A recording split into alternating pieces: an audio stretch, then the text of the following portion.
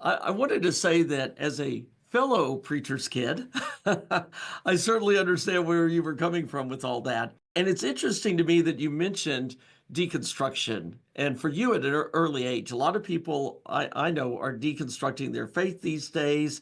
And I'm trying to imagine as a preacher's kid, going through deconstruction is a very bold and mature thing to do, I think, to say, I'm not sure about my faith when you're a teenager sitting there in a house with a pastor. So I'm just blown away by that, to be honest. I can't imagine going on that journey myself, especially at that age. So please share for our listeners, what are we talking about with deconstruction and what was your deconstruction journey? Sure. So let's define it first, because this seems to be a problem. I've read several articles. Defining deconstruction seems to be, I don't know why, something hard to define.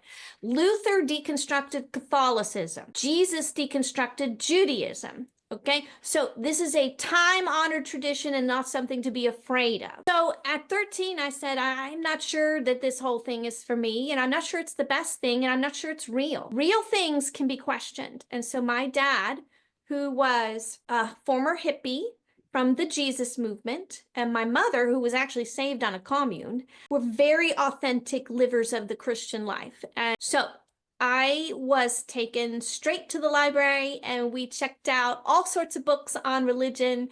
And we actually even went to a number of Kingdom of the Cult seminar, like all sorts of different ones to help me question and arrive at what was true. So questioning is a skill and discernment is a skill. It's a gift from the Holy Spirit, but it's a skill.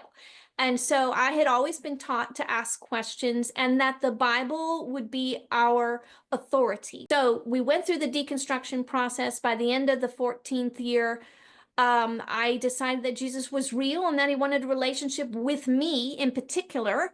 And everything from there comes as I reconstructed. I can't imagine most preacher fathers being as calm about that as your father was. You must have an extraordinary relationship with him because then you went ahead and now you've co-authored this book, Revelationship, with him. Talk for just a minute about the relationship with your dad. I'm intrigued. He is a gentle person. I've seen him go through his own evolution of understanding of doctrines.